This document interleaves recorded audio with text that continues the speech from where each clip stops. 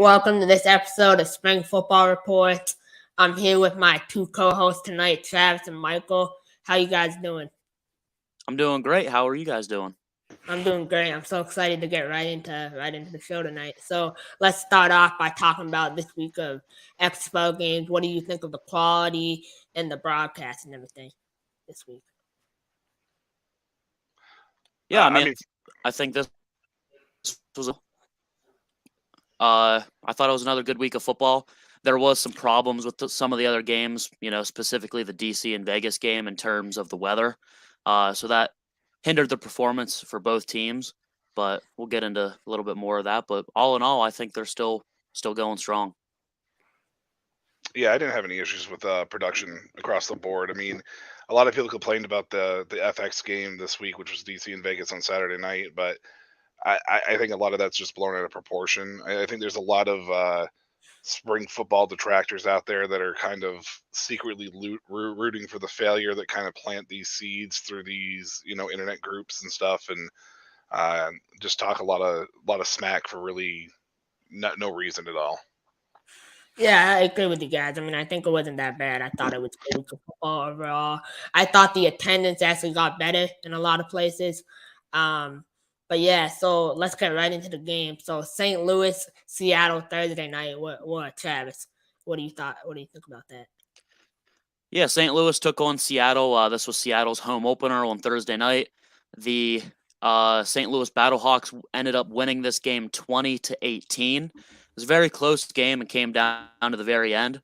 And we've ragged a little bit on AJ McCarron not performing what we thought he would be, but I mean, to put it plainly, whenever the Battlehawks need a play late in the game, he's been there for them. He's playing turnover-free football, which is something I can always appreciate. And, I think we rag on him a little bit too much sometimes. I mean, to be fair, Travis, I think a lot of the criticism that AJ McCarron gets is deserved, at least for 3.5 quarters. For some reason, though, he wants to be a baller when it matters and be a gamer when it matters. But we'll get into a little bit later on when we do a preview for this. But this is where I have the issue with St. Louis, and this is the reason why I'm not sold on them being the best team in the North, is you can't play a half of a quarter of football continually and get away with it. St. Louis's defense is fantastic. I will not take anything away from them at all on that aspect, but this game against Seattle kind of showcased that. I think it exposed Seattle more than it solidified St. Louis for me, if that makes any sense at all. Yes, Yeah. 100%. Yeah, I agree with you. I mean, I think AJ McCarron, he was supposed to dominate this league. It was supposed to be too easy for him coming from the NFL, but I think he's doing all right. I don't think he's doing great. Like Travis said, he's nothing special.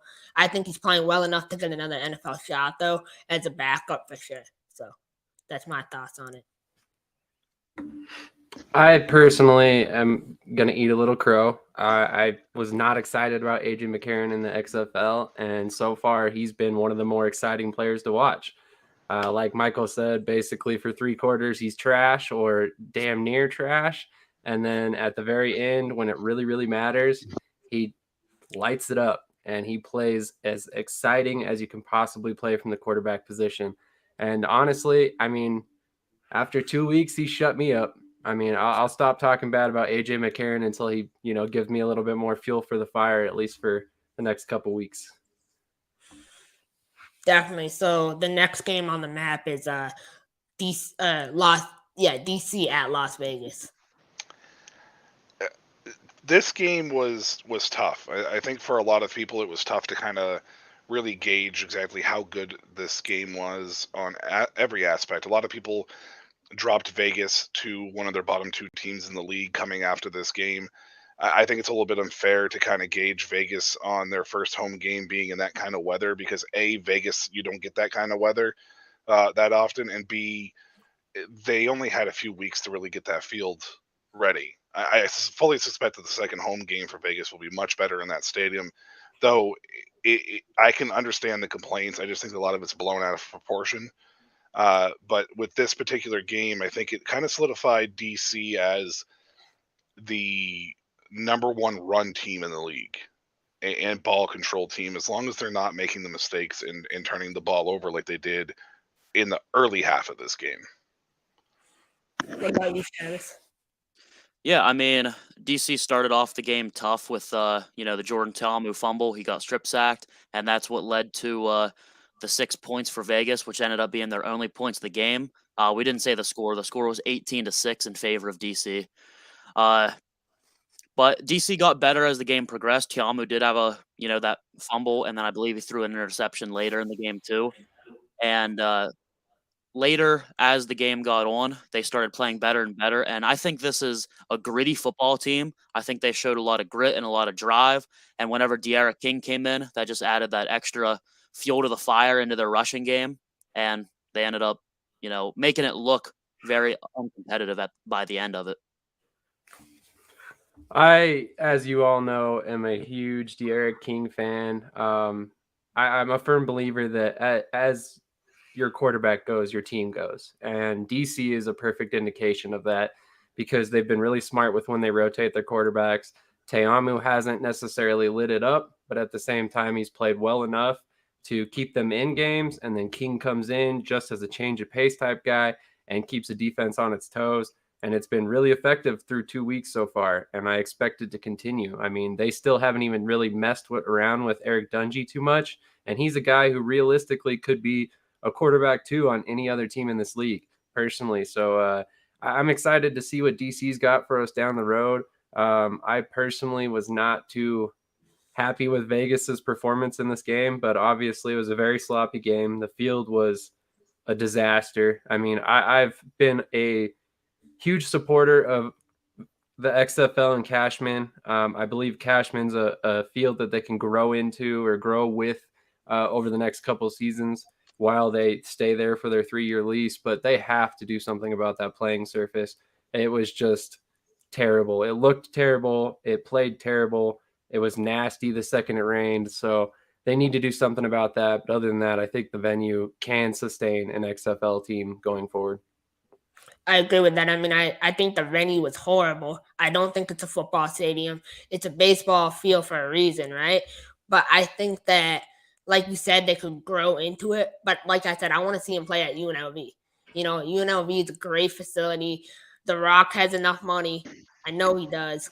So go out and get that stadium for the guys to play in. Because at the end of the day, these are not semi-pro guys. These are pro guys. So I believe the reason why Sam Boyd Stadium was not in consideration was because it can't be used with a no compete clause with Allegiant Stadium. Allegiant has the deal set up with UNLV that UNLV will not use that while I don't know for how long, but UNLV is playing their home games at Allegiant Stadium starting this year. So they're not using Sam Boyd. There's a no compete clause involved with the NFL, the Raiders, and UNLV, and I'm assuming the city of Las Vegas. So I don't think that venue was available for the XFL, even though they're not necessarily competing. I'm sure it's something that they might be able to work out down the road, but I believe the hope is that they're able to build that MLS stadium or that soccer stadium to try to bring an MLS franchise there, and that they'll be able to strike a deal with them to use the soccer stadium in the future. I believe, I don't know if anybody else has heard anything different or not, but I believe that that's what the XFL is holding out hope for. yeah, I can see that. So the next game is San Antonio at Orlando. This was a terrible game. So Michael, what do you think about that? I don't want to call it a terrible game, but here's my problem with something. This score was what, 33-12? 30 is what the final score, 30-12. So my problem with this is this is going to be the same song and dance we're going to see with Orlando this year. I think they made a mistake bringing in Paxton Lynch. I don't think DeAndre Francois or Dormany are necessarily the answer, but at the same time, I think they made a mistake bringing in Paxton Lynch instead of trying to maybe bring in somebody that's a little more established. I mean, Paxton Lynch is now the only quarterback that has been benched in the CFL, USFL, XFL, and the NFL in his career, which is mind-boggling to me. when you really think about it, that he's still getting shots and opportunities. So I think the Orlando franchise, like there was a reason they were ranked at the bottom half of a lot of power rankings to start the year, and it's kind of showing here. The problem with it is it's so unbalanced because it's like these guys are literally the Pittsburgh Maulers this year of the XFL. Like it's so unbalanced. You can't get an idea of how good a team is playing against Orlando right now. Yeah, I think I can agree with that. I mean, I think they have a decent run game. I think Calvin Taylor is an incredible running back. I think he's an NFL running back. But if they can't get their whole quarterback situation right, like Terrell Buckley saying that he's going to rotate starters next week again, that's a disaster. No professional league. This is pro football. You cannot rotate starters. It's not college. I've never seen a team in pro football successfully rotate starters because it changes the pace of offense. So, yeah. New Jersey Generals last season, 2022. Well, that's a So whole. Luis Perez and DeAndre Johnson. It can be done, but you're right. It is extremely rare. So in order for it to work, it really has to be a perfect balance with the right people, the right quarterbacks, like we see in DC right now. Because, Jordan Tam is still technically the starter there, but you still see De'Ara King on the field quite often. And, it's working quite well for them, but like you said, it is definitely something that is extremely rare. It takes a very special couple quarterbacks and a coach to make it work correctly. Yeah. Yeah, I mean, I talked about this last year on the USFL podcast. I said this a lot about if you have two quarterbacks, you have no quarterbacks, because I did not like them rotating starters that much. But I sit here today feeling like I've been proven wrong. DC's been working well, doing the same exact thing. We saw the New Jersey Generals make the playoffs doing the same exact thing. And we see the Houston Roughnecks essentially doing the same exact thing with Brandon Silvers and Cole McDonald right now, where Cole McDonald will occasionally come in and, he threw the ball a couple times and he's ran the ball a couple times. So they're also rotating there a little bit. And I think we'll still see more of Cole McDonald as the season progresses. But I kind of like this game. I think Jack Cohn looked a lot more poised. I said it last week that I think we'll see a better Jack Cohn, and I think we did. And I don't think that's just because they played a lesser team. I think it's because he is, becoming more comfortable there. As for Orlando, we heard Terrell Buckley say about they don't got the right guys out there. So we're going to see if maybe their quarterback for the future is not even on their roster right now. They had Mitch Kidd in the preseason. Maybe they think about bringing him back. There's other free agents like, maybe they can coax Brian Scott, but probably not. Maybe Anthony Russo, Carson Strong, some of these guys that aren't on teams right now, maybe the quarterback solution's not even on their roster right now. There also could be a trade opportunity. We said in the private chat that maybe they should trade with Seattle for Harrison Frost because all of us want to see him play. I think they should trade for Steven Montez. He's a guy who can move around a little bit, and I think he could. He's playing number 2 right now behind Ben DiNucci, which I don't think that'll last for super, super long. But if Seattle wants to stay committed to Ben DiNucci, I'd say, if I was the Orlando Guardians, I'd think about calling up, seeing what's the price tag for Steven Montez. I'll touch on Terrell Buckley here in a minute, but I think the thing with the quarterback situation is I think the trade aspect of this is going to be tricky because I think a lot of these teams, even the teams that are playing poorly right now, are still trying to feel out their quarterbacks.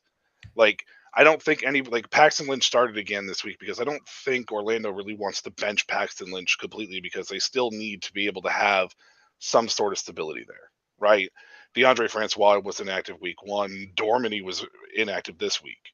So I think that, and again, that might be a Terrell Buckley thing, which again, I'll touch on it a little bit.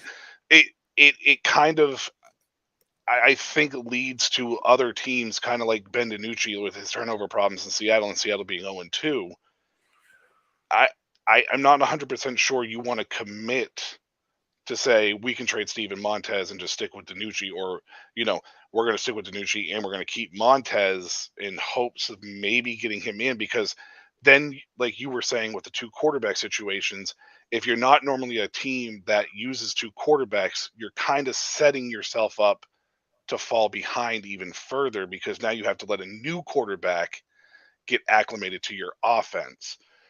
This isn't like a polished NFL where a backup is with a camp for 3-4 months. This is literally 5 weeks, and you have a backup now that is still on pace, getting the same type of acclimation sped up as your starting quarterback. So it's not as easy of a transition like a Cooper Rush stepping in and having some success in Dallas, when Dak Prescott goes down. You don't have that same type of transition. So I think a lot of these coaches might be a little hesitant.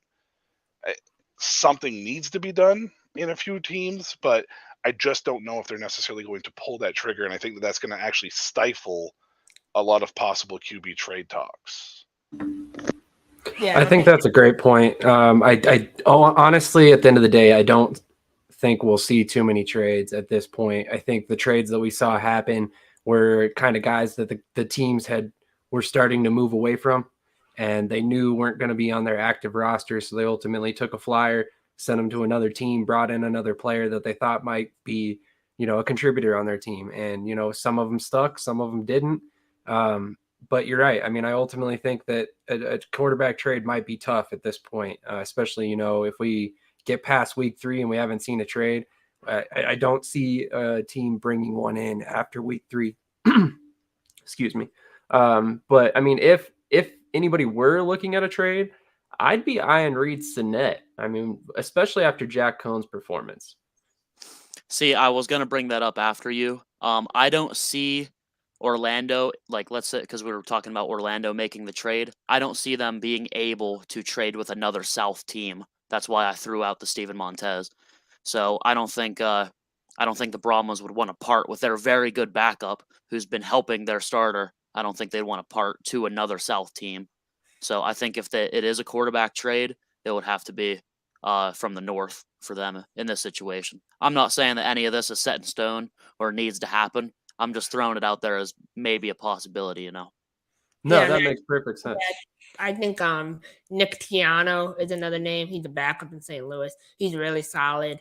I don't know if they want to get Brian Scott after the whole deal with him. I think he comes with a lot more than just the skill. So, but I think Anthony Russo is really, really solid. I would give him a try. His time at Troy, he was a really solid quarterback. So there's a lot of options, but it's just about if you want to go out and get a guy because it's only a 10-game season. By the time the guy comes in and learns the system, you're already halfway through the year. So it's about. Without dragging this out a little further, you touched on a good point, Chris, about going out and getting a free agent like Anthony Russo or whatever. The problem is, I think, with the spring ball scenario is Anthony Russo wasn't assigned to Orlando. I don't even know if Orlando was necessarily looking at him or wanted him per se, because I don't know if he fits their scheme. You have to be choosy with these quarterbacks to be able to fit something that you want to run. And yes, we've talked about Anthony Russo. He's got an arm. He's a big-bodied quarterback. There's no guarantees, though, that he comes in and he's able to pick up on that particular system or even fits that system. We see it a lot with quarterbacks where systems and quarterbacks need to have a good marriage in order to succeed, or you have a messy divorce like Carson Wentz did in Philadelphia. So you have to have that sort of, that sort of marriage that is cohesive.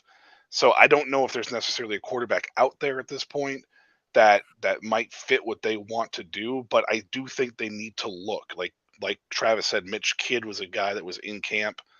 Would love to see him come back, but you cut him to bring in the big name in Paxton Lynch. So do you cut Paxton Lynch and then go like a full reversal? Like, it just seems like it's all ass backwards for Orlando at this moment. That's all.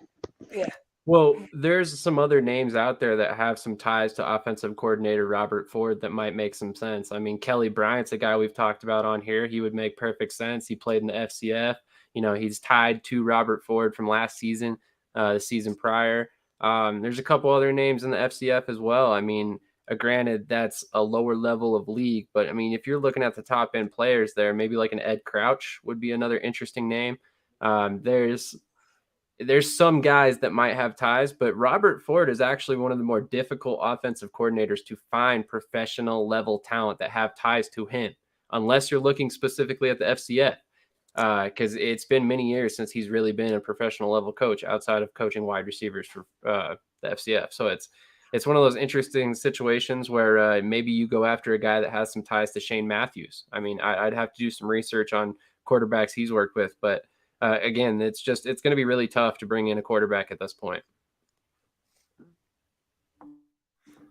Yeah, so the next game is Houston or Arlington at Houston. All right. Well, what was the score in that game? Refresh my memory. 23-14, I think, Houston. Okay.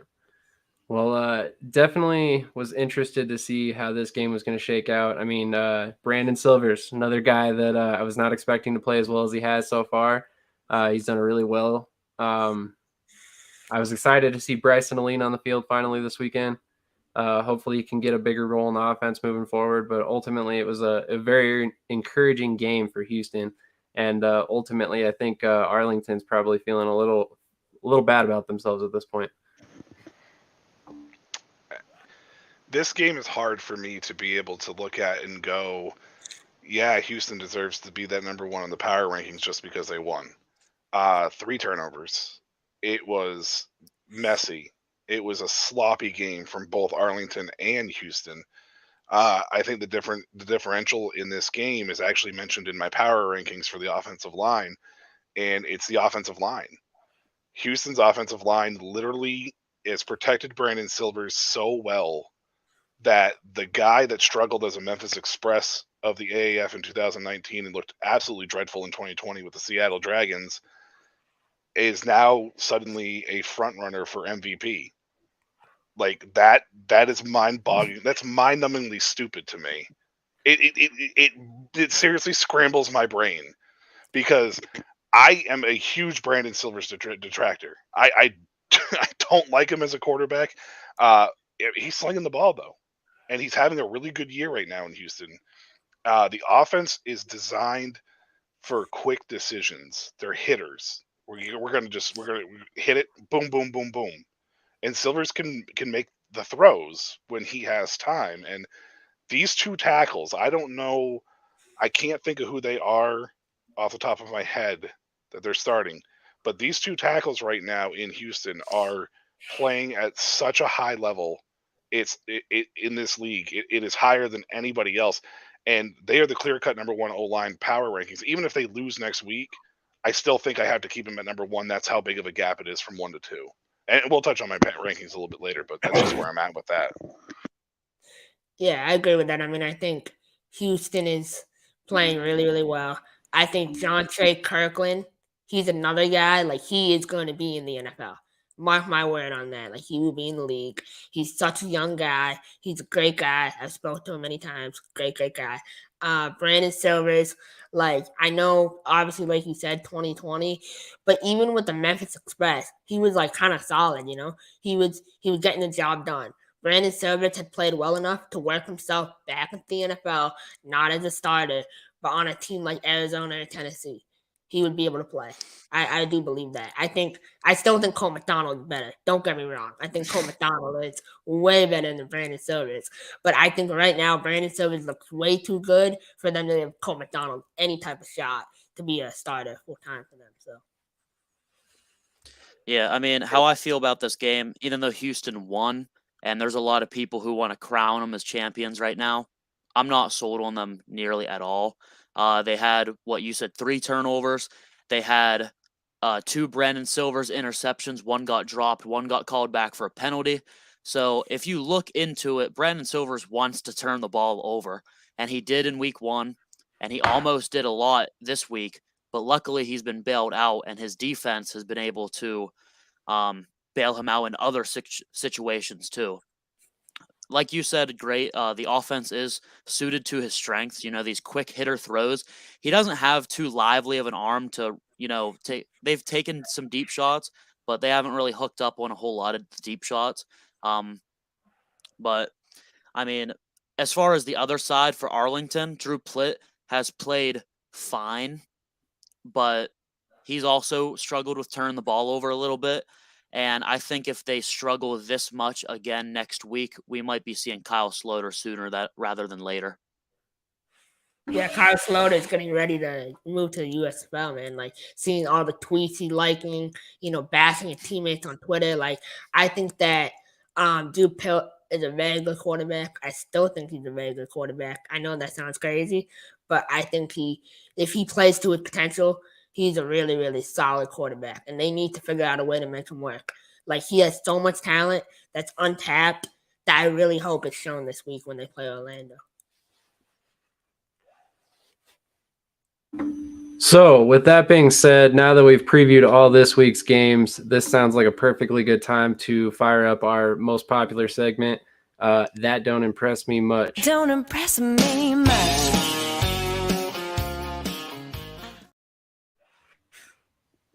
This week I didn't pick a player. I had a couple players in mind early in the week, but I am picking Terrell Buckley, the head coach of the Orlando Guardians, and it's not even because they're 0-2. And it's not even because they look. It's an interview on the sideline. He basically took his entire team and just said, "Here's a Greyhound bus, beep beep," and just threw his whole team out in front of that bus, and then proceeded to back over them as well. It was one of the strangest, oddest, and most uncomfortable, I think, interview, even for the interviewer. They the whole thing seemed extremely uncomfortable, to the point where he took his team and basically said, "Well, if they don't want to play, we'll get rid of them." Like, first of all, I cannot stress you enough as a head coach that is not going to rally grown ass men around you, or to believe in you, or to buy into your system. It's not going to happen. People are now looking at you inside that locker room every time you open your mouth, and rolling your eyes when you turn. They're rolling their eyes when you turn your head, or they're going to another corner and saying, "Man, this guy's a joke." It was the most unprofessional thing, one of the most unprofessional things in a live setting I think I have seen. And maybe he'll square it away with them throughout the course of this week, but to basically threaten every single guy that's out there busting their ass, getting their ass kicked, they don't like it. They don't like losing 30-12. They don't like the fact that they've only scored 24 points through 2 games. Like, I can tell you right now, as a professional player and being a coach, that was the most, and Terrell Buckley should know better being a former player, the most incorrect way to handle that ever. It did not impress me much. Hopefully, he could square it away with the team down the road. It just was completely awkward to me, and it just didn't impress me. I agree. I mean, I think there's a way to say that in another setting. Although what I will say is his team has played awful over 2 weeks. He has every right to be frustrated. But there's a way, like you said, there's a way to say that. I also think that there's a bunch of other guys that would bust their ass even harder if they were out there playing. And they're not. They're sitting at home waiting for an opportunity. But you can't say that that's on the players. You can't, as a head. Exactly. As a head coach, it comes from the top down. Any environment that you ever work in your life, if there is chaos abound, it comes from the top down. And Orlando is 1000% in this situation. The field is the field play is atrocious because the schemes aren't working and the play calls are not being called in the right spots. No disrespect to the offensive coordinators at all. No offense to them by any means, because they are been around football for a long period of time. But there is something disconnecting this team from the rest of the XFL, because to me right now, it is 7 teams that could potentially make the playoffs, even that 0-2 for Vegas, and then the Orlando Guardians, who don't have stand a chance. Like the team is so out of its element right now that it doesn't look good, but you can't do that as a head coach. You can be frustrated, sure, but own up and take some accountability. That interview should have been like, obviously it's something that I'm doing. We have to regroup as a coaching staff, and let's see if we can refire and finish off the rest of this season. You can't do that, especially in week 2. You can't do that in week 2. You're the leader of this team. Like, you can't do it. No, I mean, if Andrew Jamil is out there looking bad, like you're doing something wrong. Honestly. Yeah, so real quick, I just want to play this for Terrell Buckley and how he reacted to his players. That's exactly 100% what I pictured in my head. Yeah, for sure. Exactly. There was supposed to be some sound effects with that, but apparently it didn't upload the audio. I apologize. But moving on to the next topic at hand. Brian Scott recently posted I believe it was on Instagram, a bunch of sets of eyes as if, something's coming. So if you guys had to guess, where does Brian Scott land for the 2023 season? The unemployment line. I just think he sabotaged himself. We see it right now with Vegas and their struggles, and you have to think if he's stuck on that team, maybe he could be getting an opportunity next week, or maybe he would have got an opportunity last week.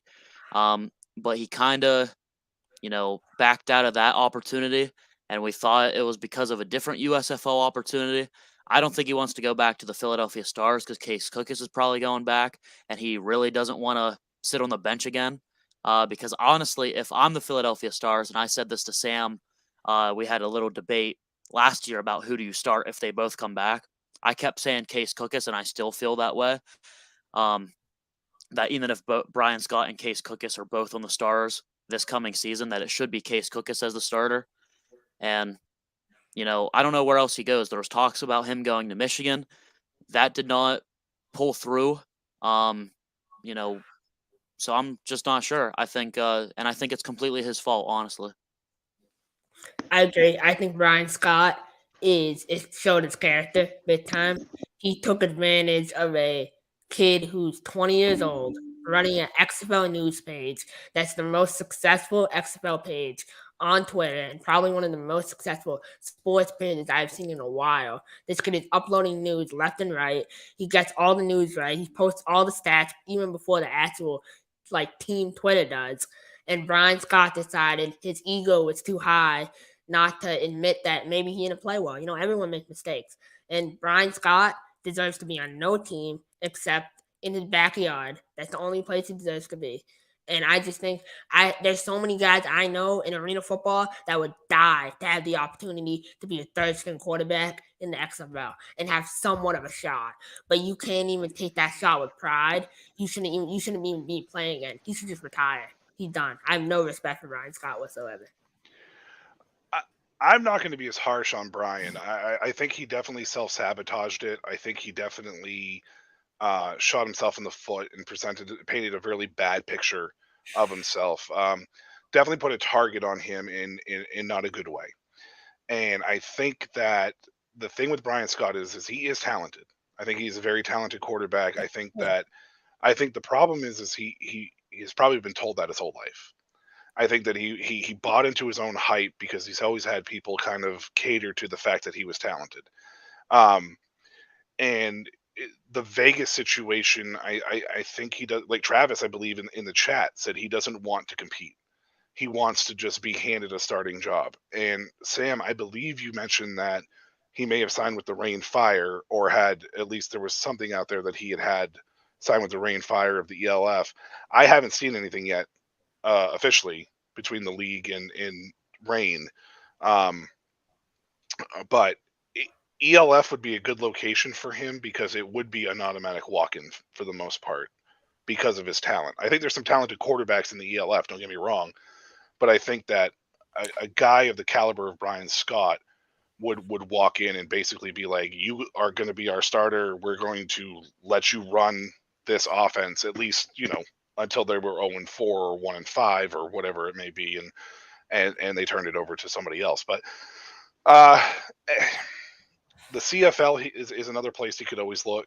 They're kind of having quarterback issues out there right now. I just don't know if that game necessarily suits him. So, Yeah, no, I know what you mean. I think another place for Brian Scott, Brian, if you're watching this, man, if you want to smoke, come to the CIF. They'll smoke you real good. They'll show you the ways.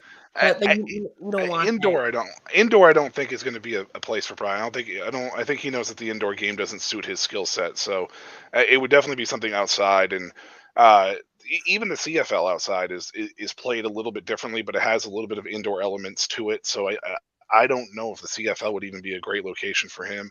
But the ELF would probably be the safe bet if he doesn't get a walk-in spot with the USFL somewhere. Because make no mistake about it, Brian Scott is not putting his name on a contract unless it's basically like he's going to be handed the keys from day one. I think you hit all the talking points right there very well, Michael. I mean, personally, I think I really couldn't hit the nail on the head any better than you did when you said that he's been told he's the best wherever he was all of his life. And I don't mean any disrespect to the guy, because I think he's an amazing quarterback. My feelings are well documented on how I feel about Brian Scott. Did I lose a little bit of respect for him given this recent transgression with everything that went on with XFL analyst and several other news media outlets, including this one, by the way, that was fed a BS story? But at the same time, I can understand what he was trying to do. He was trying to beat the narrative that he played poorly. He was trying to get on a team before they had a chance to get the narrative out there that he played poorly. And when you look at it logically from his perspective, it's hard to fault the guy. This is his livelihood. This is his career. So at the end of the day, I hate to say it, but if you're taking food off my plate and I need to feed my family, I'm going to do whatever it takes to find my next job. That's all there is to it. I don't care if I'm playing football, if I'm turning wrenches on cars. It doesn't matter.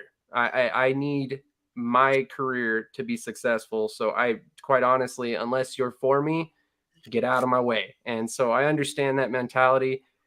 Did he shy away from a competition? Absolutely he did. And to be fair, I would have too, probably in that scenario, because it was very clear that he was probably not going to get an opportunity to play. But I think that shows the character flaw in football standpoints. In turning wrenches, or working as a mechanic or something along those lines, or even working as a cook your entire life. I can understand trying to get out of those situations and trying to go somewhere where you might be a little more appreciated. But when it comes to the football aspect, character assassination of yourself is the number one thing that kind of ruins perceptions of people and causes people. We see it every year in the NFL. They drop in the draft several rounds, and it could be something stupid, and it's considered a character flaw. And the next thing you know, this guy's going in round, 4, and ends up being a sensational all-pro player for the rest of his life because he's technically a first-round talent, but the NFL's were worried about something. So you can't do it to yourself. And I think that's where the Brian Scott disconnect comes from. Like in your everyday job, sure. But when you're in a competition in a sport, be a leader, show your character. If it's only for 1 year, swallow your pride and then go somewhere where you might have a chance the following year, because you're going to have a lot more opportunities than now. He could have went to the XFL. Then he could have went into USFL. And another thing is, life is about fighting. You're not going to be handed the keys.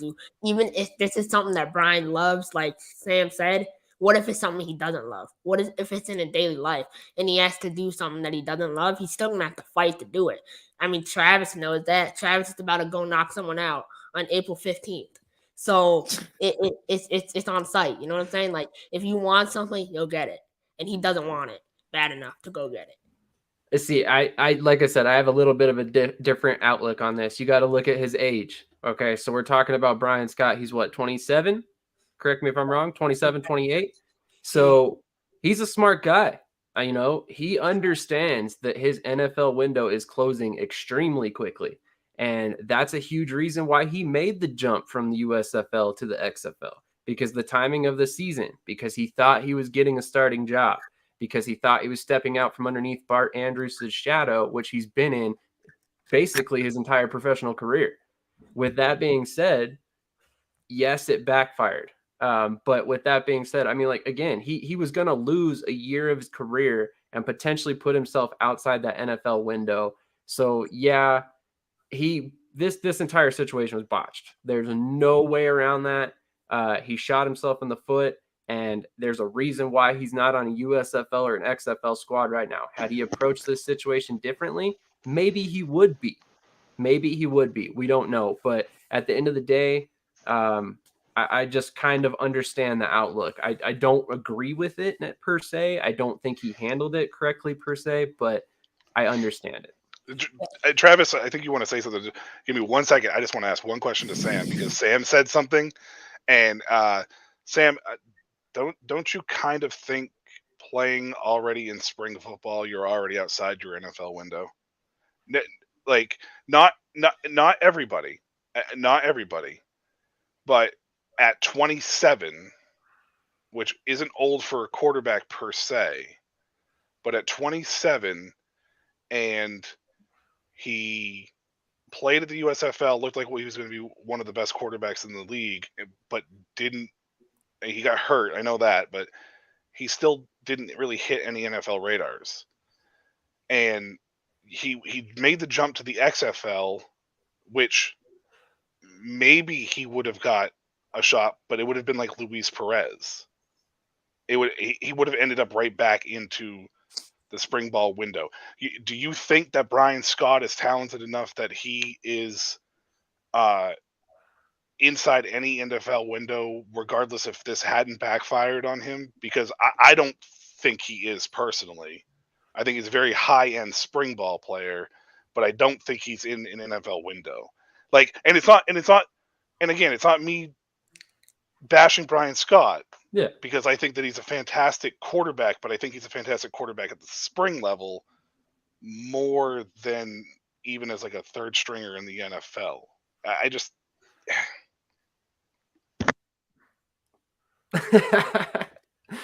so I see your point. But yes, I do believe his NFL window is still open for this season. And that's exactly why he made the decision he did. Because in his eyes, he was building towards something in the USFL. He watched Kyle Sloter get signed. He watched Luis Perez get signed. He watched Case Cookis, the guy who took over for him, get signed by an NFL team and then stay on that roster. In his mind, which we've already talked about, Brian Scott thinks Brian Scott is the best quarterback in the world, right? So in his mind, if he can get back to the NFL early enough to learn that playbook and go actually compete and fight for a job in an NFL training camp, in his mind, he's making that roster. So to him, all he needed was the proper opportunity to get back. And to him, the XFL was that opportunity. He felt that the USFL may have held him back. Like Travis said, he was not necessarily walking right back into a starting job with the Stars. So, granted, some players did change teams. We saw Sage Surratt end up in, I believe it's New Orleans now. But I ultimately think that had he returned to the USFL, it was pretty much a given he was going to go back to the Stars. So I honestly, I think in the proper scenario, had this not all happened, yes, he had an opportunity to make an NFL squad this season. But okay, that's fair. Yeah, do I think that he ultimately can at this point? It would be very tough now. Yeah, exactly. He already had past workouts too. I believe he had a workout with the Colts, and I also believe he had a workout with the Minnesota Vikings at some point. Correct me. The Rams as well. The Rams. That's why I mentioned Luis Perez and Case Cookis, because he's already got that prior connection with Sean McVay, who signed him at one point, We all know Sean McVay was in the UFL at one point, as a coach. So he's got that connection to alternative football. He's got a current backup, John Wolford, who played in the AF, so he's no stranger to signing spring league quarterbacks. He had Luis Perez and Case Cookus on his roster this season. So to me, I see the logic behind Brian Scott's decision. Again, did he handle it correctly? No, absolutely not. But Travis, sorry, we've talked long enough. What did you want to say, man? Michael, I'm going to also answer your question, and I'm going to disagree with you, Sam, and this is because of the point that I was going to give. I think his NFL window is no longer there, and that's because of what I was going to say. I think he's teetering that line of being too much drama, and he's being too much of a diva, and if you get labeled as a distraction, your NFL shot is very slim to none, especially as a NFL backup quarterback, because he's not going to be handed a job in the NFL. And if you cannot be a distraction if you're going to be a backup quarterback in the NFL. So I think his NFL window is essentially done. That's a very fair assessment too. I mean, at this point, like I said, it's going to be extremely difficult no matter where he lands, because now that perception's out there about him. And I mean, if you're an NFL team, do you want to bring in a guy that doesn't want to compete for your QB3 or your practice squad? Probably not, because at the end of the day, he's not going to get many reps. So, I mean, that's a great point. Moving on to next week's games. Let me pull them up real quick. Any last thoughts on the quarterback situation with Brian Scott? Yeah, one more thing. I think that he's slightly out of his NFL window. If this whole thing didn't go on, he would have still had a shot to be a backup in the NFL. Like I said, before that, there was a video that the Vegas Vipers posted on their Instagram, which displayed him as a leader. The video of him breaking down the huddle and saying we're all here for one reason. That was a really, really good look for him. That honestly made me respect him a lot, because I saw that and I'm like, man, this guy understands he's not where he wants to be. Nobody's there. Nobody wants to be there. Everyone wants to be in the NFL, but there's not that many jobs in the NFL for everyone to have. I think that he could go to Michigan right now and start on the Michigan Panthers. I do. I think he could start over Tanner Morgan. I really, really do. I think Tanner Morgan is not going to start this year if a guy like Brian Scott comes in. Tanner Morgan might be starting next year. But you also need to understand, Tanner Morgan is 25 years old. He played at Minnesota for 5 years. So we need to think about that. We need to understand, he blew himself a shot. If he had just admitted that he didn't play well and didn't even say anything and requested a release and kept it private, but instead he went through the back door. If you're watching this, I want to understand what your logic behind doing that. Why did you think that was a good idea? I just don't understand it. You blew your shot away for yourself. You really did. And no other way to put it. I'm not even sold Tanner Morgan's going to be starting for Michigan, anyways. Yeah. I think he's going to be in the NFL roster this year. I don't think he's going to show up at the USFL. So I don't know who his Michigan quarterback is going to be, but I don't think it'll be Tanner Morgan. If I had to bet, it's Josh Love, and then most likely Eric Barrier's got the second best shot on the roster. Quite honestly, that's my boy right there. I loved him at Eastern Washington. Loved watching him at Eastern Washington. He was fantastic. Super exciting. I would love to see him get an opportunity. He's one of those quarterbacks that I think he would come out of left field. A lot of people have no idea who he is. I think Ryan Willis is also. Ryan Willis is a damn good quarterback. I love Ryan Willis. But he's in Memphis. I will trade for him. Get him to Michigan. Get Brady White to Michigan. Get one of these guys. I mean, Memphis has 3 quarterbacks on there that all 3 of them can start somewhere. Honestly, they're all capable of it. I don't disagree with that. But Eric Beret is, or Barriere or whatever, however he pronounces his last name, this dude, he came into camp late last year. He got some playing time late down the stretch for Michigan. They were already out of it, but if he's there for a full camp and he sticks with it, this dude is electric on every level. I mean, he throws one of the prettiest deep balls at 5'10", because I don't think he's much more taller than 5'10". He might be 5'11" if he's on his tippy toes, but he throws a incredible deep ball for being not the tallest quarterback I've ever watched play. It is so gorgeous. Go watch Eastern Washington highlights from 2 years ago. I'm telling you, you will fall in love with this guy at quarterback. Oh, yeah. I would agree. I mean, let's put it this way. He was, I think, the only quarterback on a roster last season listed as a quarterback / receiver.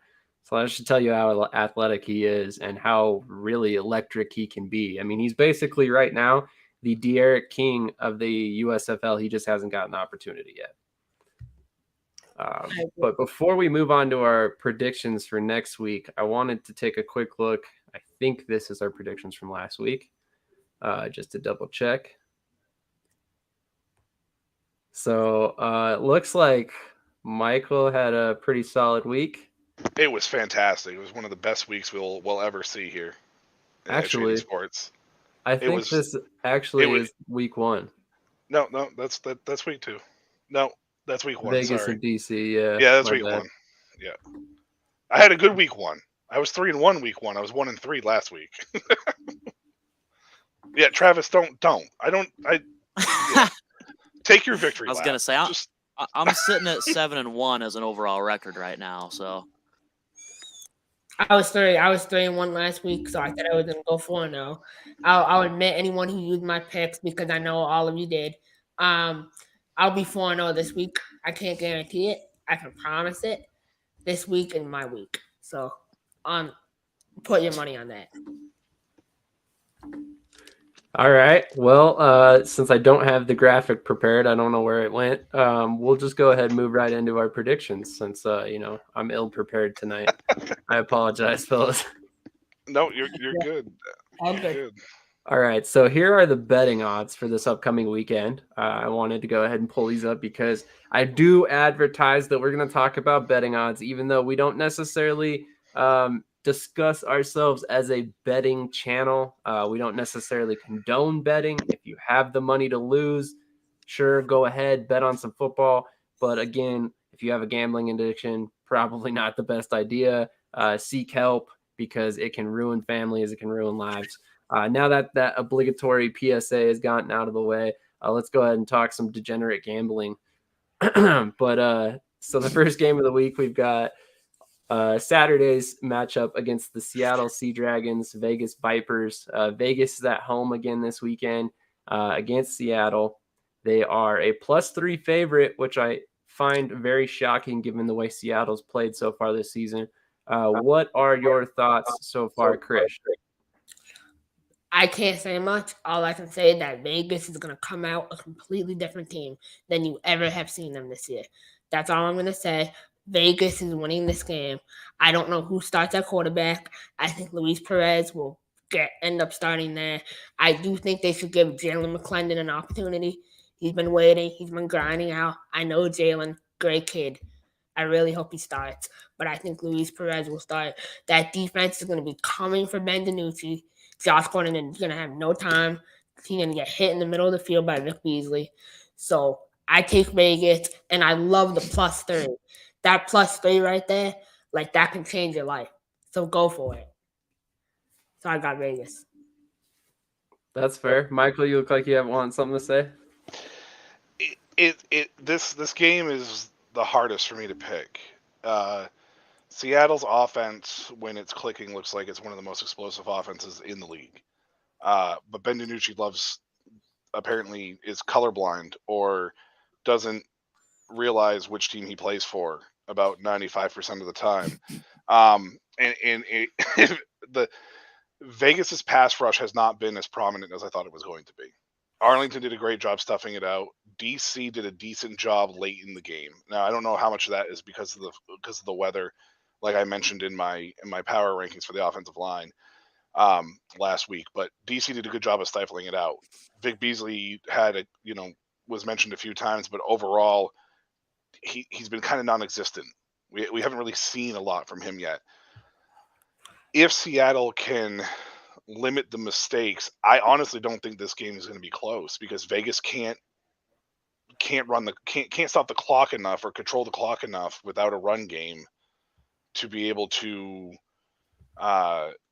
grind out close games down the stretch. So I took Seattle last week. It bit me. I took Vegas last week. It bit me. I'm gonna go with Seattle on the road here, not to cover though. So if you're looking at the spread +3, I would take Vegas, but straight up, I'm taking the Sea Dragons to win this game like 18-16. Travis, what are your thoughts on this game? This is a tough game to call, and that's why the betting odds are so close. I mean, both teams starting off 0-2, and both teams didn't look great week 2. You know, I think Vegas, though, with better weather. I just think whenever you have that windy and rainy of a game, you need a good rushing attack, and they just don't. But I think this is a game we might see Luis Perez start. If not, we see a lot of time of Brett Hundley. Has another week in the offense. He got to finally get some playing time, so hopefully he can settle back in. And so I think Ben DiNucci, he looks great. We've talked before about he looks great in the scripted plays. He looks good on the first 1 or 2 drives, but once you start getting in the flow of the game and he starts getting pressured, he starts getting hit, he starts making mistakes. And so I'm going to go with Vegas here. I know nobody else did scores, but we normally do. So I'm going to go with the 23-14 for Vegas. I did a score. Oh, did you? Sorry. I did. I said 18-16 Seattle. Oh, okay. I was writing down my score whenever you said it, I think, so I completely didn't hear it. Yeah, I got. Travis, what was your score again? My score, 23-14 for Vegas. Chris, what's your score prediction? My score is 22-17 Vegas. Awesome. All right. Well, obviously everybody who's been watching this knows that I'm a Vegas Vipers fan. I obviously closest geographical team, but last week really showed me that they need to make some changes, and you guys all spoke about it. They have 0 run game. So normally in a situation like this, I would say that you definitely need to go out of your way to go pick up another running back. However, in this particular situation, I think Dwayne Taylor needs to go back to his roots and start running a 2-quarterback system. And by that, I do not mean Luis Perez and Brett Hundley. I mean Brett Hundley and Jalen McClendon. Get Jalen McClendon involved as a runner. Don't necessarily put him in the game in a bunch of pass situations and ask him to drop back 30 times a game. That's not what he's about. He's an electric running quarterback. He has been very, very good in the run game everywhere he's been before this. Give him an opportunity, kind of open up that run game for the Vipers. Run some read option, some RPO, whatever really you have to do to keep the defense on their toes. And ultimately, I think you got some solid running backs. You got DeAndre Torrey, Rod Smith. He's been around the NFL for a long time. He's not necessarily spectacular, but he's solid.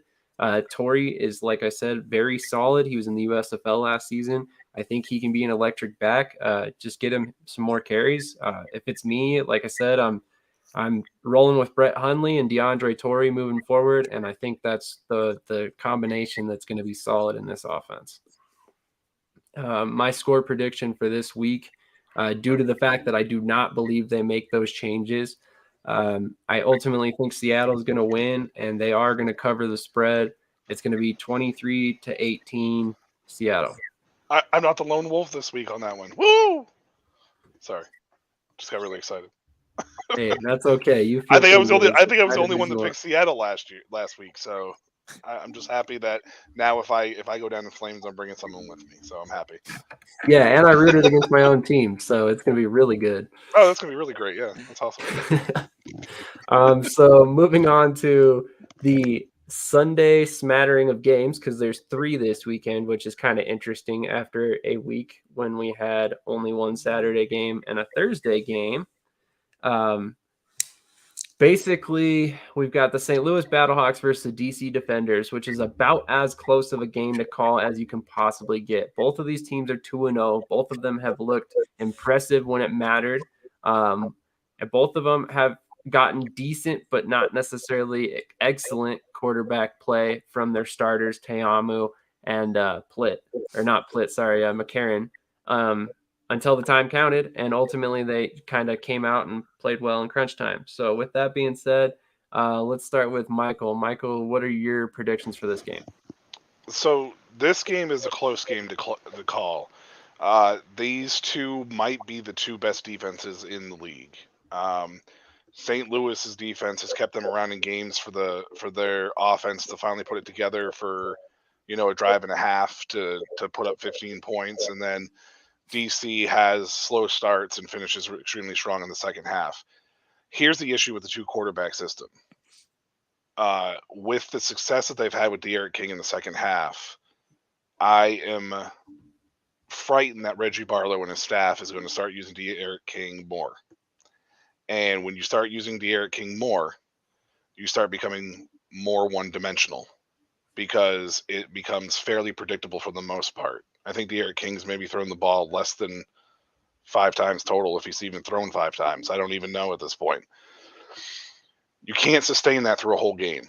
The second half, it works fantastic. If they stick to the script that they've been having where Jordan Teamu plays the first half and they bring De'Aaron King in the second half to be kind of a game changer, game pace, situation, I think the defenders will walk away with this game of a score of like 23 to 15.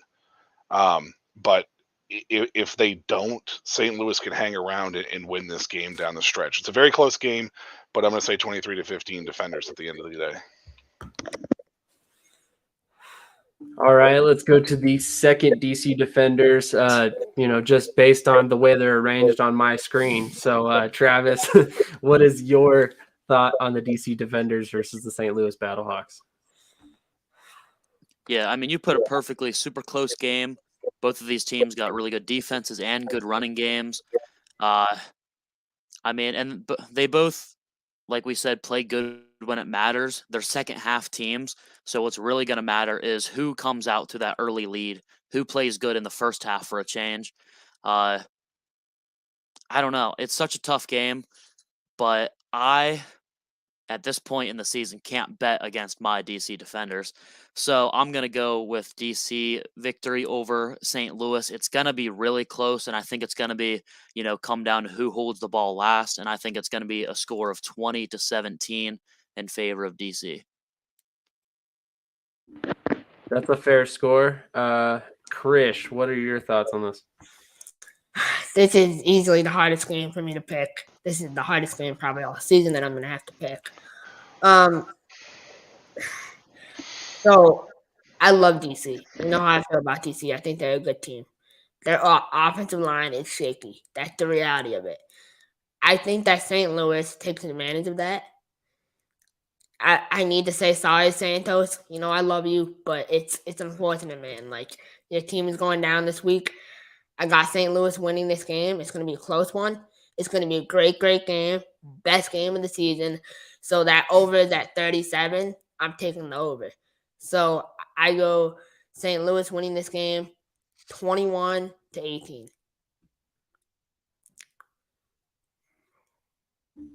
All right. Interesting.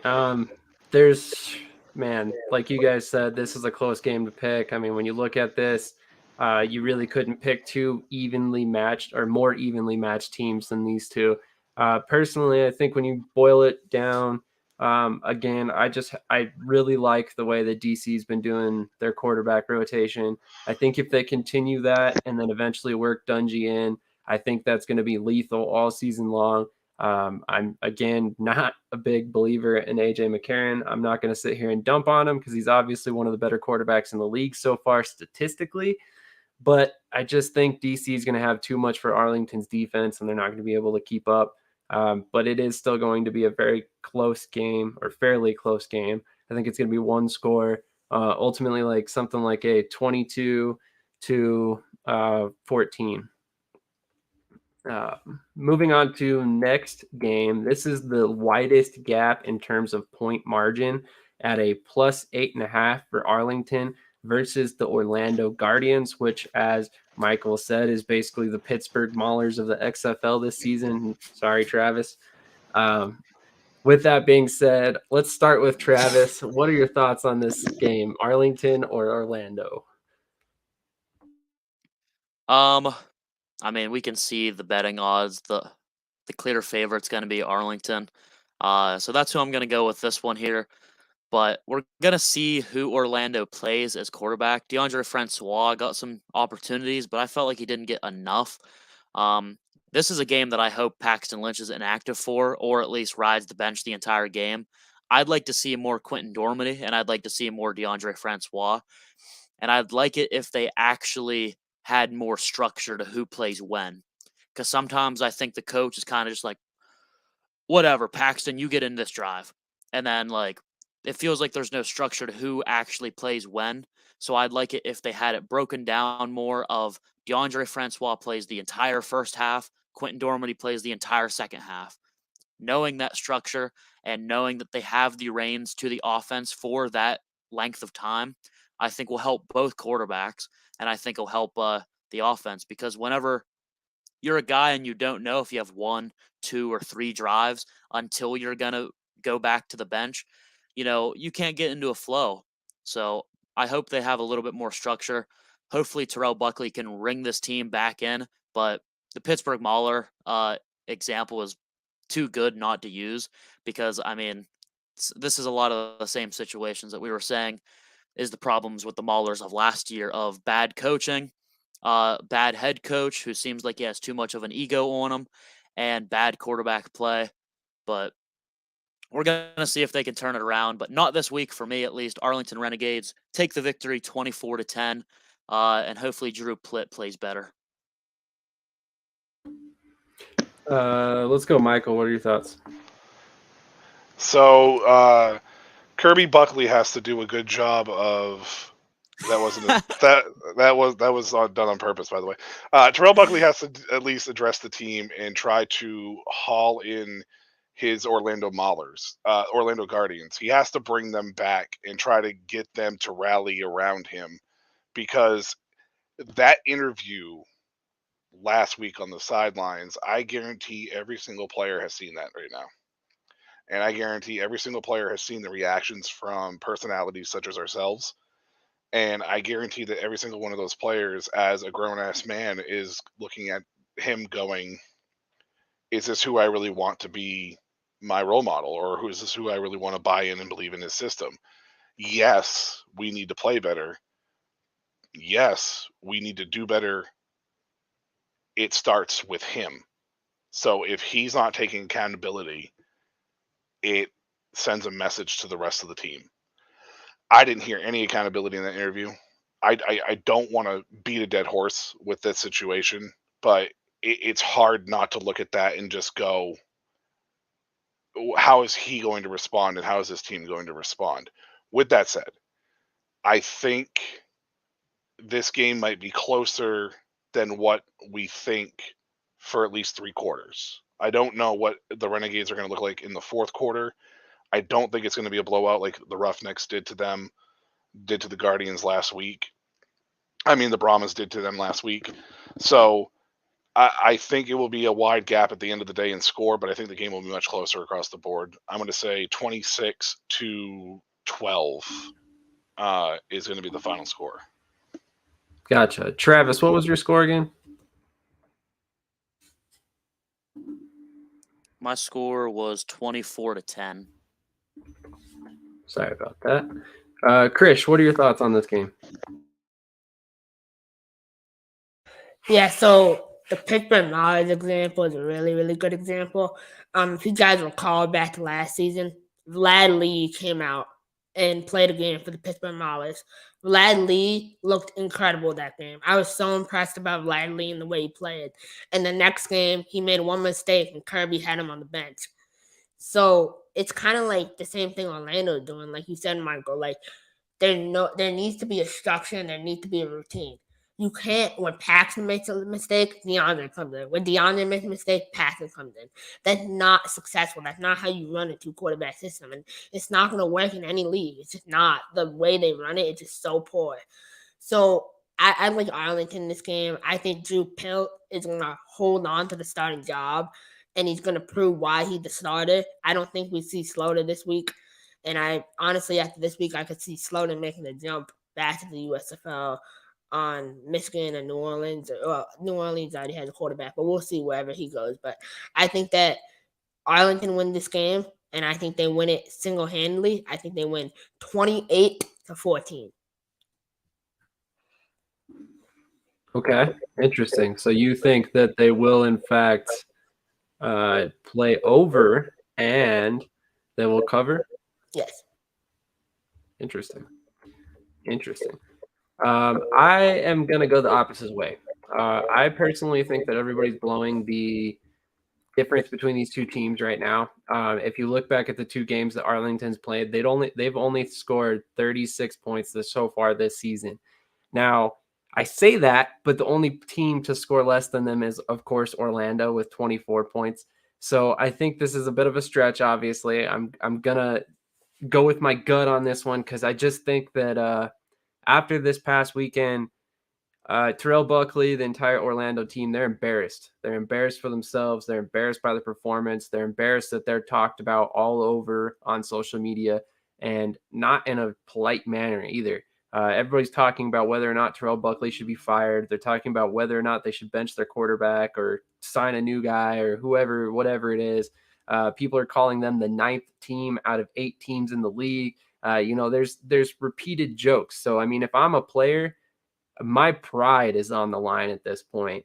We need to win a game, regardless of if it, what it takes. We need to find victory this week. So if I'm on Orlando, I'm giving it everything I'm got. I'm busting out my best pregame speech, whatever you can possibly do to get guys fired up. And I ultimately think they do win this week. It's going to be a close game.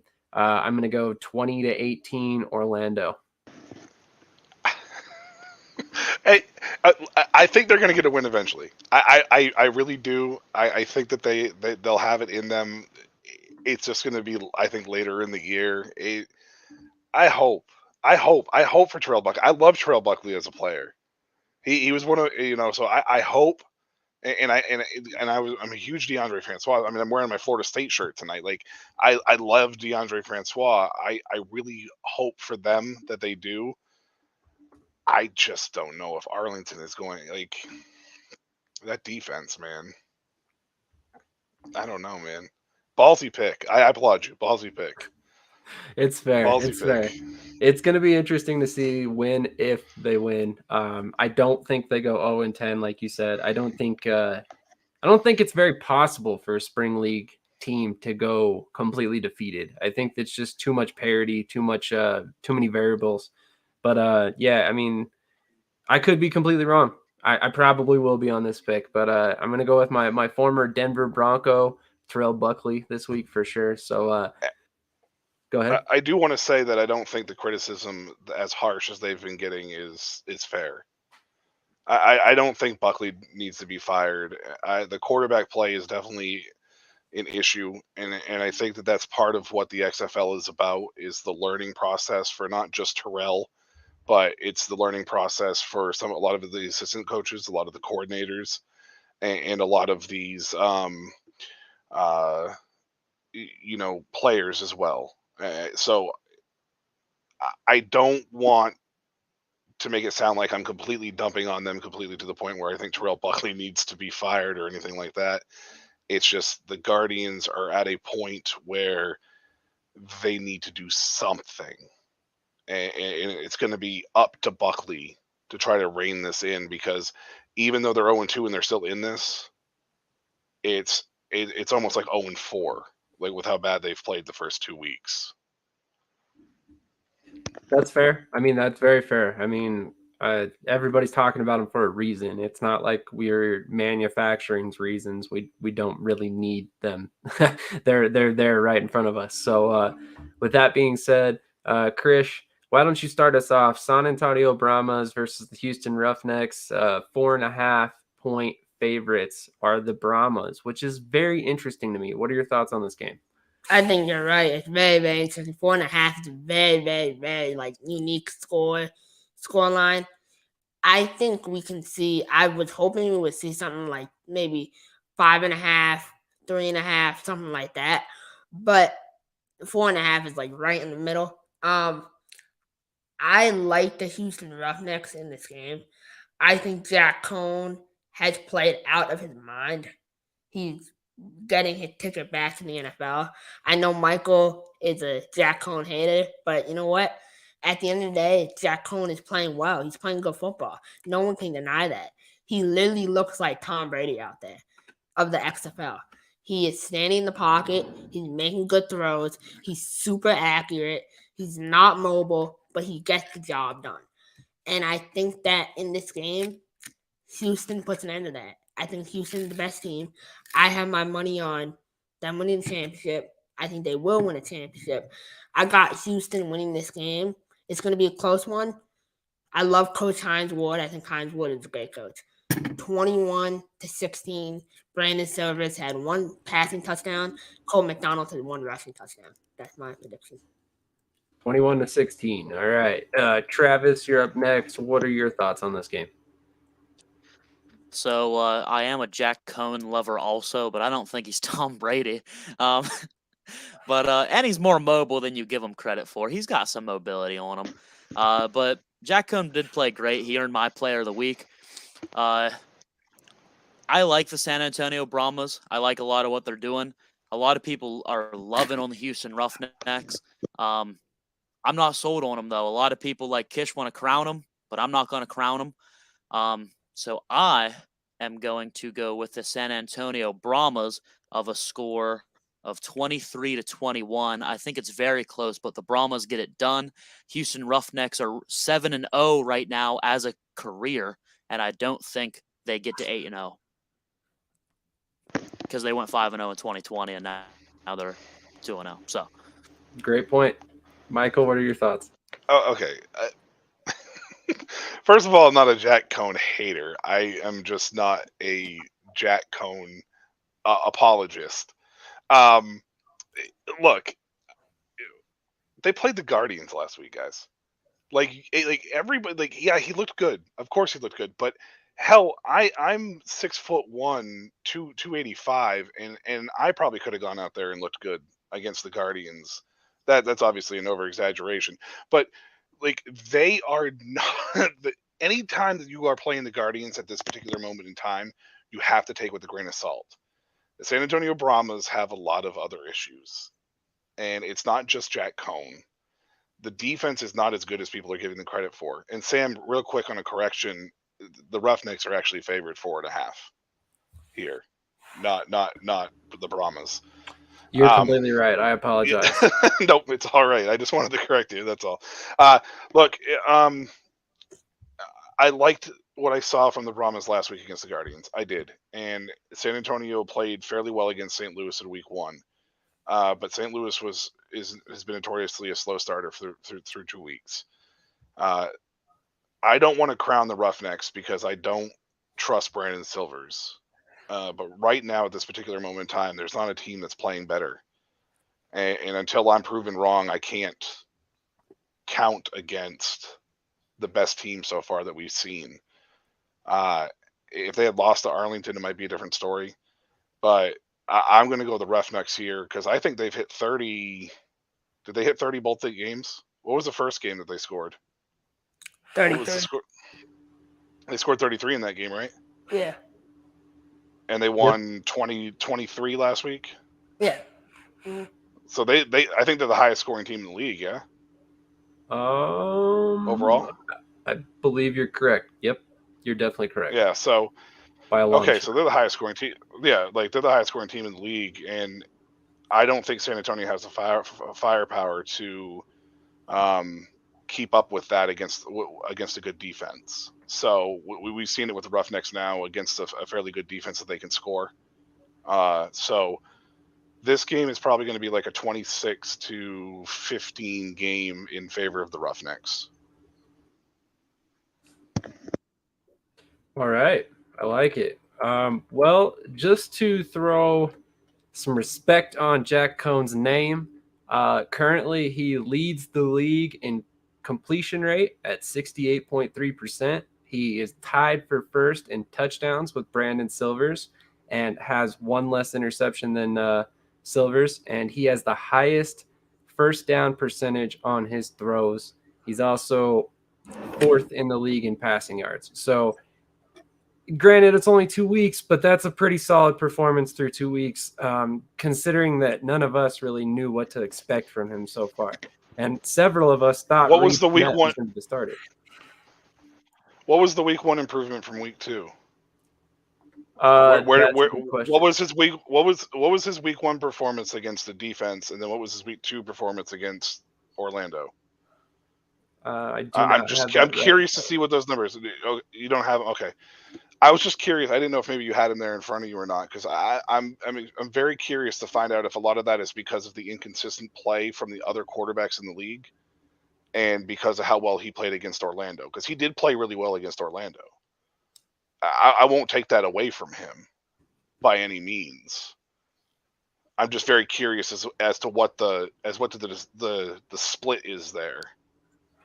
If I remember correctly, I want to say that he was like 16 of 24. I got stats here. 249 yards or something. What do you got, Travis, for me? What do you got for week? What was the week 1 to week 2 comparison? 16 of 24 for week 1. I got yards. What was that? You and Sam started talking at the same time, yes, so I didn't catch for week 2. Yeah. Or for Go ahead, Travis. Yeah. So for week 1, he completed 25 balls off 36 attempts, 207 yards, 1 touchdown, 1 pick, and a fumble, and also 10 rushing yards. That was week 2?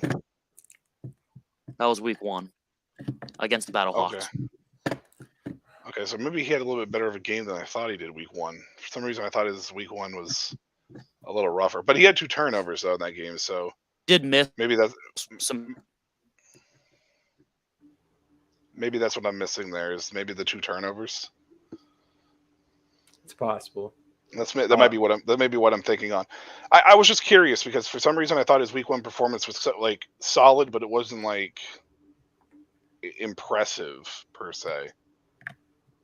Yeah, which I mean, to be fair, this past weekend against Orlando, he completed 75% of his passes. Yeah. So I mean, it's pretty solid, and that definitely picked up his completion rate a little bit over week 1 for sure. Right. It's just hard because that Orlando team is going to throw a lot of statistics out of whack. It's such an outlier, right? At least right now it is. 100%. It's so hard to really gauge how.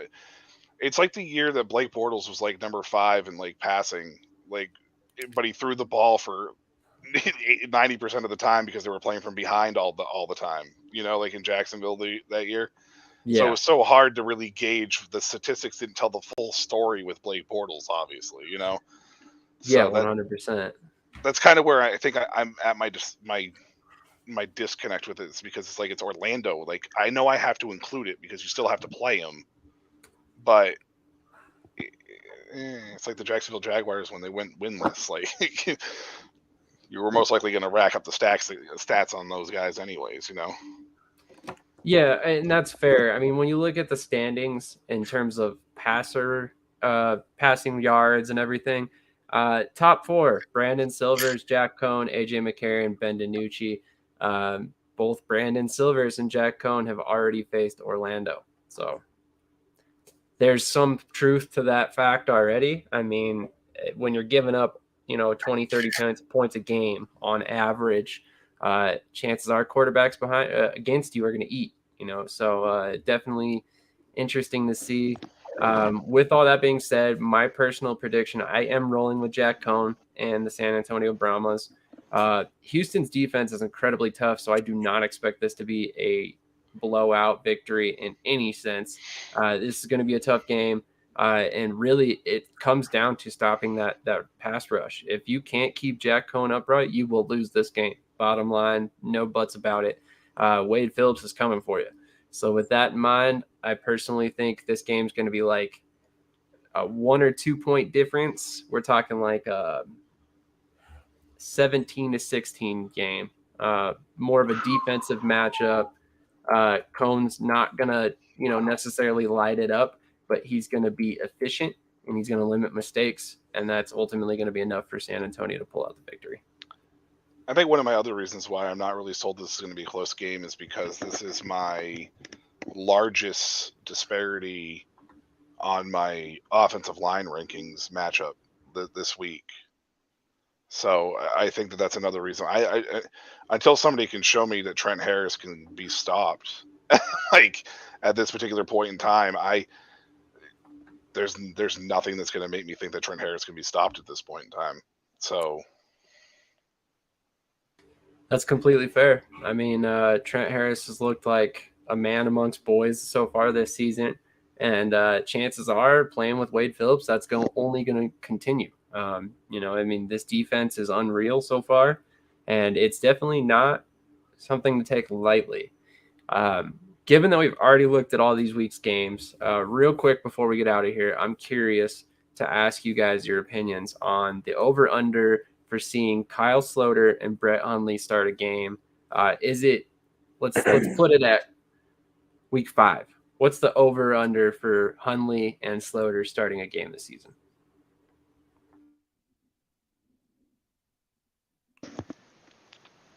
If Arlington struggles this week, Sloter starts next week. You could see Sloter as early as this week getting playing time if Plitt struggles. Because I know Chris is a huge Drew Plitt fan, and I love Drew Plitt coming out of Ball State, and I think the XFL is a perfect spot for him as far as who he is as a quarterback. There's still a learning curve there. He's technically a rookie because he was in the rookie class last year, so there's a learning curve for him. So there's going to be struggles. If it continues, though, and Arlington struggles, I think Sloter can play this week and start next week. And Brett Hundley will, if Luis Perez, it's hard with Vegas. I think they're going to go to a two quarterback system. I think it's going to be another one of those teams that they're going to kind of rotate the quarterbacks in. Hopefully Rod Woodson's a little bit smarter than Terrell Buckley is, and he's able to give at least a good reason as to how to kind of make that work like the New Jersey Generals did, which is really weird that Luis Perez is going to be part of a 2-quarterback system again. Yeah, I mean, I think there's a lot of hype around Kyle Sloter based on what his outstanding performance, according to a lot of people, that he had in the USFL. I mean, he threw 11 touchdowns and 9 picks, so I don't know what's so outstanding about that, but I think he has a good arm. I think that we won't see him before week 5. I think Drew Pill is going to light it up this week. He's proven it. I know Michael's on the fence about a lot of these quarterbacks, but Drew is someone that I can tell you that Michael is going to fall in love with by the end of the year. I already like Drew Plitt. I already like him. I liked him at Ball State. There's a difference between college and the NFL. I liked Colt Brennan. Colt Brennan was one of the greatest quarterbacks I ever saw at the college level. It just didn't translate to the NFL. So you kind of have to take a step back and be like, this guy is amazing. Yes, this guy is amazing because he is playing professional football, and I'm sitting on my couch talking about him. So clearly he's better than me. It's just you sometimes have to take a step back and be realistic about some of these guys. Like 100%. No, I agree with you. I think Drew, but I think he has a lot of potential, and I hope he does well. But I think you'll see Brett Hundley this week. I think Brett Hundley's starting this week, in my opinion. I think we'll see Luis Perez at some point, but I think Brett Hundley gets to start this week, so I'm taking the over on that.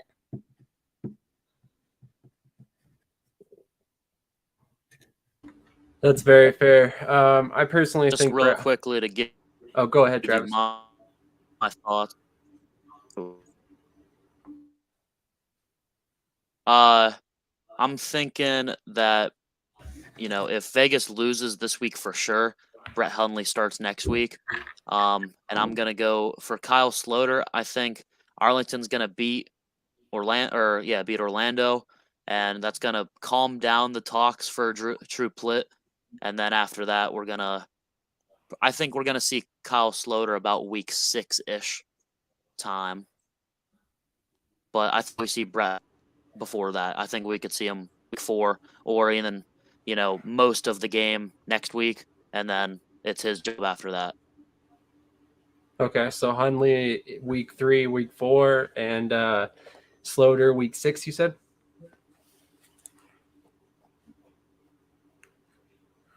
Okay, cool. With that being said, I personally think that we see Hundley start this week. If it's me, he would have started last week. He probably would have started week 1, honestly. I'm not a huge Luis Perez fan. Luis Perez is extremely efficient, but he's physically limited. I've talked about it at length. I'm not going to bash the guy again. He's a good dude from all accounts. He's, a very solid performer. He's just not a guy that I would build a team around. He's a great number 2 quarterback. That's why they have him there. Whether it was going to be Brian Scott or Brett Hundley, one of these guys was going to eventually take over the starting job, and we have ultimately are going to see that this week, in my opinion. If not this week, it's got to be by next week. Perez just simply hasn't been able to play very well this season so far, and a lot of that's due to what's happening around him with the lack of a run game, etc. But it's one of those things that I think you gotta find a spark for this offense, even if it is a quarterback change, which I think it ultimately is. And you did not bring in former NFL quarterback Brett Hundley for no reason. He's not going to be a backup all season. As far as Kyle Sloter, I know that Chris seems to think that he's going to head back to the USFL. I do not believe that's going to happen. His former head coach is gone. So there's really no reason for him to try and return and rekindle that relationship. He can't really return to New Orleans after the quarterbacks that they've picked up. Maybe he could go to Michigan. I don't see him in New Jersey, Philadelphia, maybe Houston. But realistically, there's not very many landing spots left. And that's the problem for all these quarterbacks that find themselves as a backup in the XFL right now. You basically might as well wait out and see if you're going to get an opportunity to start there, because right now there's only a handful of places that are going to guarantee you a starting spot. And even if he is Kyle Sloter, former all USFL quarterback, there's only a couple jobs left, to be honest. So I do want to say real quick, closing is I was extremely impressed with Reed Sennett and how he handled the interview on the sideline from that backup role. And that right there is a world-class leader and somebody that you want to rally around inside your locker room. He did it with the helmet on. He was going to explain the play. He was very supportive of the quarterback that was in his team. And I was extremely impressed with him. And if I'm in the league or the XFL and I have quarterback issues, if there is a trade down the road, like you mentioned earlier, Sam, that is definitely a guy I'm looking at just based off that interview alone, for sure, 100%. Absolutely. I think you touched on that pretty well there. I think Sennett kind of showed his future in coaching there. It seemed like a very political answer, but in a good way. Like he's doing what's best for the team. And in my mind, like I always look at the backup quarterbacks that have kind of bounced around the NFL, because it seems like a lot of those guys end up as coaches. Your Cliff Kingsbury, who was really nothing in the NFL as far as a player, and then he ends up being, an offensive coordinator now. So, and head coach at one point as well. So there's also guys like Doug Peterson. I could go on and on with multiple different names. But with that being said, I think I could definitely see him being a future coach. They make the best coaches because they don't demand perfection.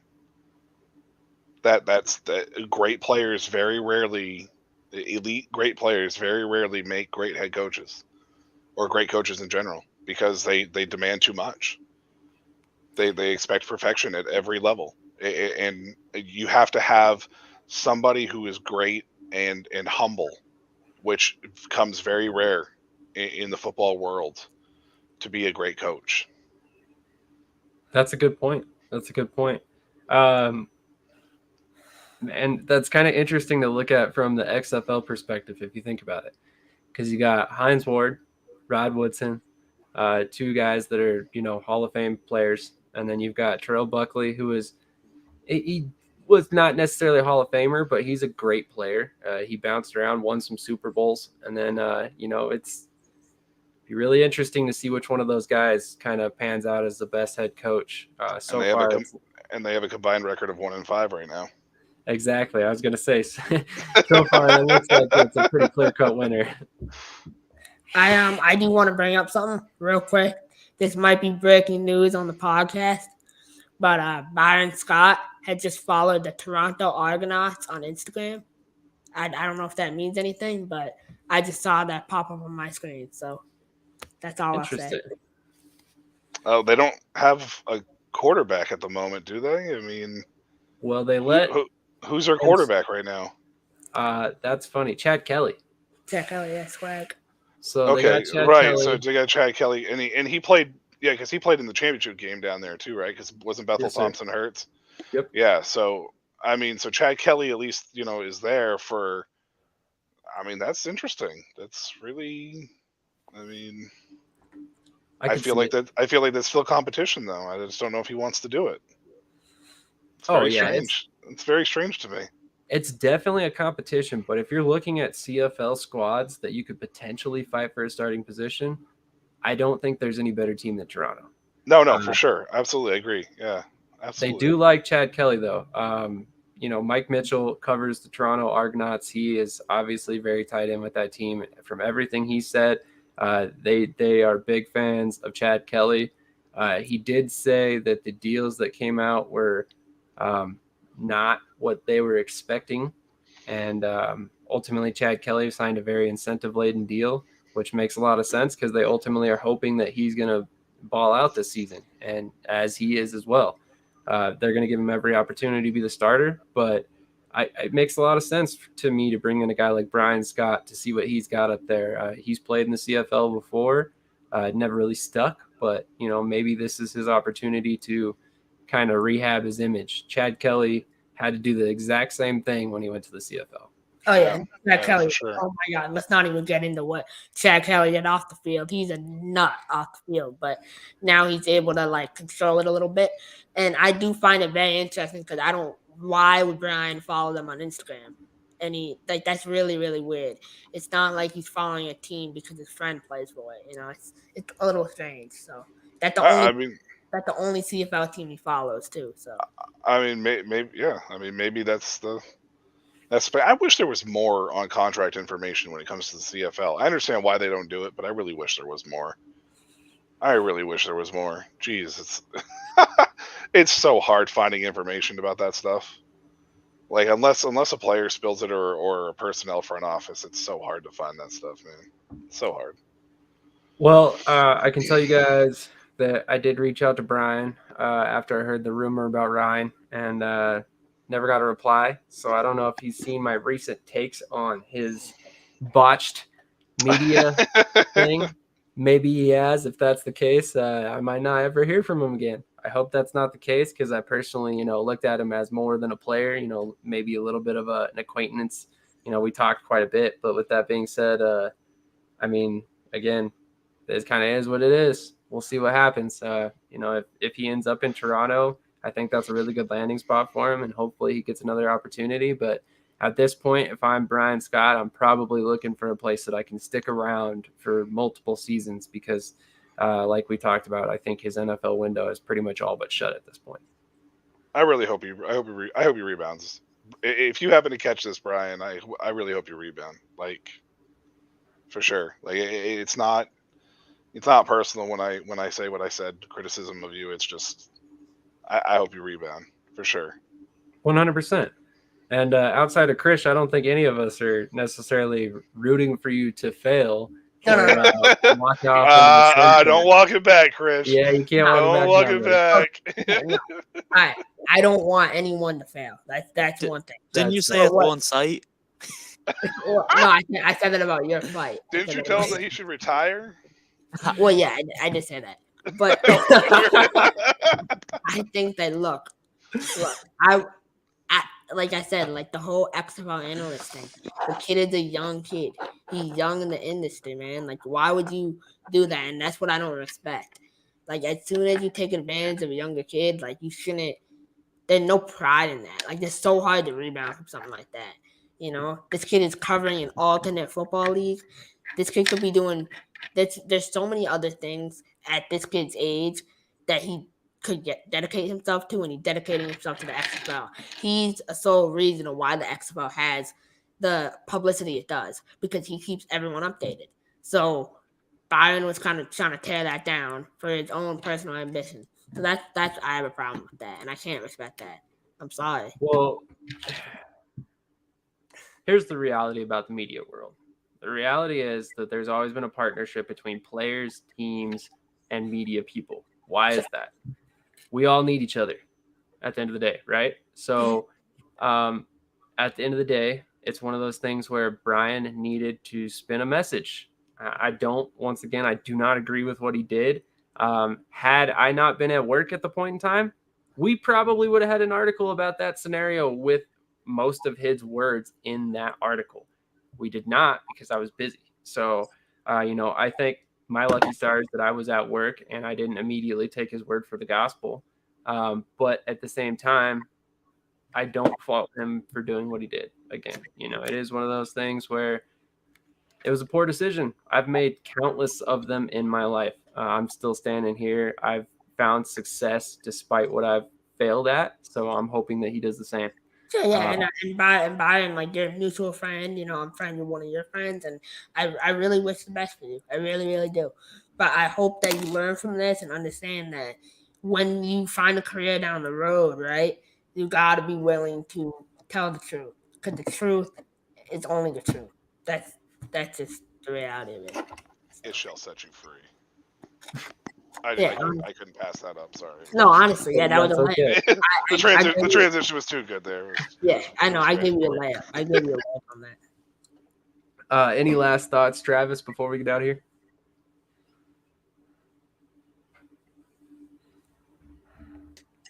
Nothing from me. Nice, calm, cool, collect ending there. Deep wisdom thoughts with Travis. Exactly.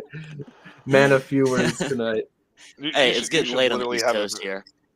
That's true. You should have a video clip with that, Travis. You should just TikTok that. You like deep thoughts with Travis, and just say something, like Cool Ranch Doritos are cool, and that's it. Like that should be your whole shtick. You can upload that to Vine. You can download Vine and upload that, because that would be a great 6-second clip that you could put up on there. You go. I mean, hey, to the people who are watching right now, hit that like button if you want Travis to create that. But with that said, also hit that like button if you like our new outro that you're seeing for the very first time right now. And have a great night. We appreciate all the support. Definitely like, comment, subscribe if you haven't done so already. If you're catching us on Twitter, Twitch, Facebook, the Snowman multimedia pages, thank you so much for tuning in. Catch us every week at the same time, roughly 9:30 p.m. Eastern. Every Monday normally, but I think we're having to move some stuff around, unfortunately, due to my work scheduling. But with that being said, again, tune in. Make sure you hit the notifications so you know we're coming up on an episode, and you don't want to miss them. But here's the new outro. Let me know what you guys think.